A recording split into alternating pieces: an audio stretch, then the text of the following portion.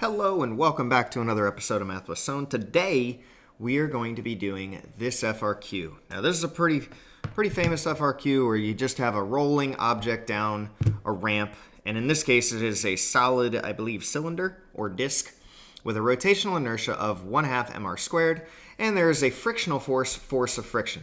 It has an m, it has an r, we have a theta. For part A, on the diagram, draw and label the arrows for the forces, not the components, that are exerted on the disk as it rolls down the ramp.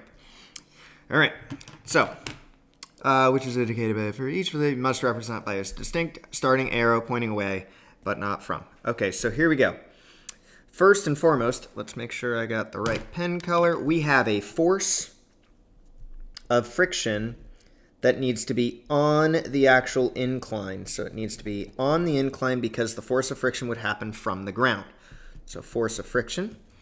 Now, even though this is a ball or a disc, it still has a normal force that will be going up. Force normal. And last but certainly not least, but this is the one that many people mess up on, is we have to draw the mg. It needs to be bigger, or the force of gravity, it needs to be bigger, and it needs to be going from the center of mass of the object.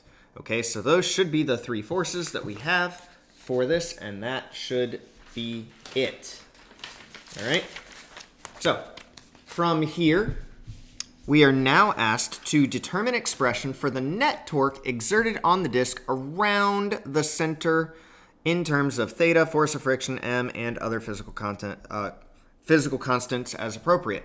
Well, the only net torque on this system is going to be the force of friction, and it will be based on the fact that this is spinning around the pivot point here.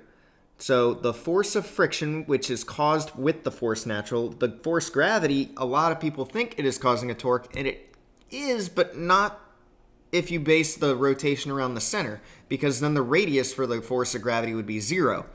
So our sum of all torque is only going to be caused by the friction. Gravity causes it to kind of slide down the incline. The force of friction can actually apply a torque. So force of friction times radius. All right, done. That one's easy. Determine expression for the net force exerted on the disk in terms of theta, force of friction, m, and r, and begin your derivation by writing a fundamental physics principle or an equation from the reference information. So a fundamental physics principle is something like force is equal to ma, and then an equation would just be something from your formula sheet. So I think that it says sum of all forces, so we need to do a sum of all forces is equal to, well, we got the force of gravity down an incline, and force of gravity down an incline is mg sine theta, minus the force of friction would have to equal ma. So we're not really paying attention to the fact that this thing is rolling. We're just thinking that we have mg sine theta minus force of friction is equal to ma. And then we get the hard part, which is derive an expression using acceleration of the center of mass of the disk. So here's the issue. This is partially accurate, but we need to also recognize that this thing is going to be accelerating, and it's going to be accelerating with its translational and its angular acceleration. So if we multiply everything by r here, mg sine theta times r minus force of friction times r equals ma times r. Now we have a sum of all, like, torque in a way, okay? And we've already established that the sum of all torque was equal to force of friction in r. So what I would say is sum of all torque is equal to force of friction times r. I would also say that using our fundamental formula sheet, alpha is equal to the sum of all torque divided by I. We haven't used the I yet. We need to use that I. So with that in mind, we can do force of friction times radius divide by 1/2 mr squared. That is alpha. Okay, so that's alpha. So we have a few options of what we could do from here. I think, what do we want to solve for? What are we looking for? Let's make, we wanted a translational acceleration. So we need to solve for A. And here's the difference. What do we express your term in m, theta, and r? We're not allowed force of friction. So because we're not allowed force of friction, maybe let's solve for force of friction in this equation. So we're at force of friction times r divided by 1/2 mr squared is equal to alpha. That's force of friction times r. Actually, the r, one of the r's would cancel, but let's not pay attention to that right now. Would equal 1/2 mr squared times alpha. All right, one of the radiuses cancels, and we get force of friction is equal to 1/2 mr, not squared anymore, alpha. So now we're left with this. We have mg sine theta times radius minus force of friction times r, and force of friction is minus 1/2 mr alpha times the r that was already there would equal MAR. Now, all of these r's were kind of counterproductive. I thought we would need to do it for sum of all torque, but look at what's going to happen with the majority of the radiuses now. They're all going to cancel out, I believe. Okay, we got an r here, we got an r here, we got an r here. So that cancels out. All right, so we're looking pretty good there. I thought that they were all going to cancel out. Maybe they don't. We'll see. So here we have mass cancels, mass cancels, mass cancels. We have g sine theta minus 1/2 alpha is equal to A. Oh, alpha times r. That r didn't cancel. We are not allowed alpha. Well, alpha is sum of all torque divided by I, but I don't want to plug that back in because then I get a force of friction.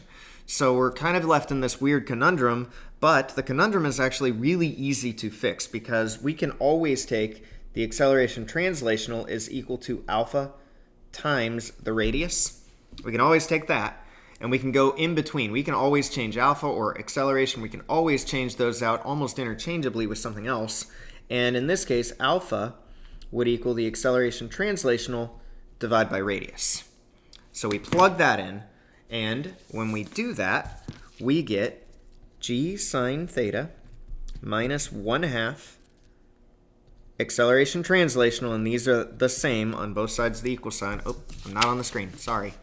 G sine theta minus 1/2 alpha translational times radius and divide by radius because alpha is acceleration translational divided by radius. So I just replaced this alpha with acceleration translational. Times r would equal the acceleration translational. The r's cancel. We get g sine theta minus 1/2 acceleration translational is equal to the acceleration translational. Almost done. G sine theta equals 1.5 when I add that over, acceleration translational, and that means that g sine theta divided by 1.5 would equal the acceleration translational.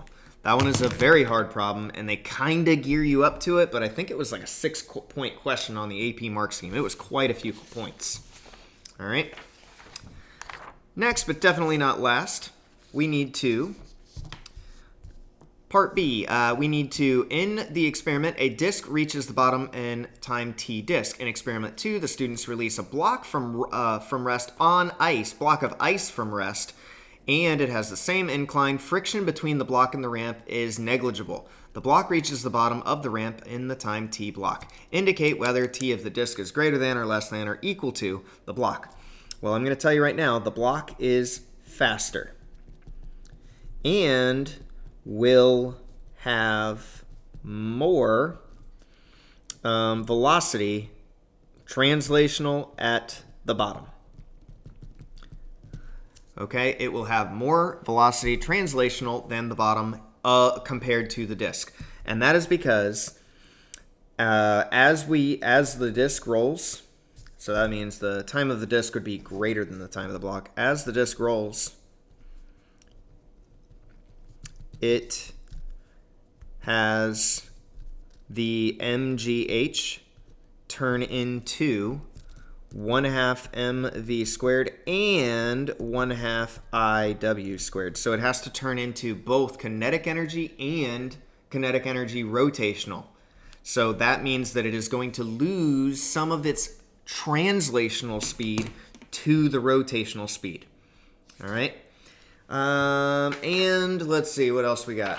I want to show you the actual mark scheme for this one. It says 1 point is earned for T disk is greater than T of block, and with an attempt of justification using forces or conservation of energy. So I used conservation of energy. I wanted to make sure I didn't have to use the forces. 1 point for indicating the acceleration or the net force exerted on the disk is smaller than the acceleration or the net force on the block, or I don't know where the other or is. Or, is this it? For indicating that the disk will have both rotational and translational kinetic energy at the bottom. Okay, so we did it based off of purely energy, but you could also argue that since there is no frictional force in one situation, but there is frictional force in the other, it would also have a little bit less. All right, that's going to do it for this one. Until next time, my friends, stay positive, and I will see y'all later. Bye.